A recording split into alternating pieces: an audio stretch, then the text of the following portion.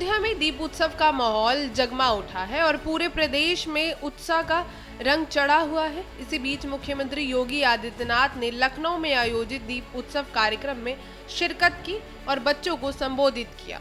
उन्होंने इस अवसर पर भारत की सांस्कृतिक एकता और सनातन परंपराओं के सम्मान पर जोर दिया। मुख्यमंत्री योगी आदित्यनाथ ने कहा कि पहले केवल ईद मिलन और रोजा इफ्तार जैसी योजनाएं होते थे, लेकिन अब दिवाली और होली मिलन जैसे कार्यक्रम भी धूमधाम से मनाए जा रहे हैं। उन्होंने आगे कहा कि प्रधानमंत्री नरेंद्र मोदी के नेतृत्व में भारत अपने सनातन परंपराओं को सम्मान दे रहा है। आगे योगी ने कहा, एक संस्कृति है तो एक संकल्प भी होना चाहिए, एक सोच, एक दृष्टि और एक दिशा होनी चाहिए। उन्होंने बताया कि ये मिलन कार्यक्रम देश की एकता और सांस्कृतिक समरसता का प्रतीक है। चले जानते हैं पूरी रिपोर्ट। हम लोगों ने बचपन में ईद मिलन के कार्यक्रम तो देखे थे, लेकिन होली मिलन या फिर इस प्रकार के मिलन के कार्यक्रमों को कभी नहीं देखा था।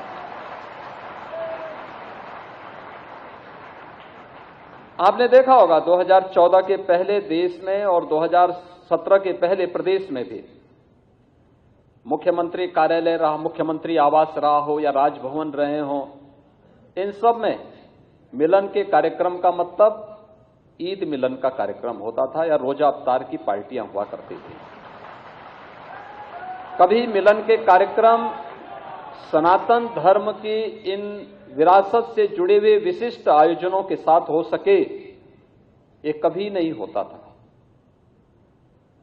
लेकिन होली मिलन के समारोह के बाद अब दीपावली परिवार मिलन का एक कार्यक्रम अत्यंत प्रासंगिक है, और वह तब प्रासंगिक है जब एक तरफ इस देश के यशस्वी प्रधानमंत्री जी हम सबके सामने विकसित भारत का एक संकल्प, शताब्दी संकल्प देते हैं। विकसित होने के लिए सुरक्षा भी चाहिए, समृद्धि भी चाहिए, आत्मनिर्भरता भी चाहिए, और इन सब के लिए जो भाव चाहिए वह सामाजिक एकता का चाहिए। हम सब मिलकर के एक दिशा में सोचें, एक हमारा स्वर हो, एक सोच हो, एक दृष्टि हो, एक संकल्प हो। अगर एक संस्कृति है तो एक संकल्प भी होना चाहिए, एक दृष्टि भी होनी चाहिए और एक सोच भी होनी चाहिए।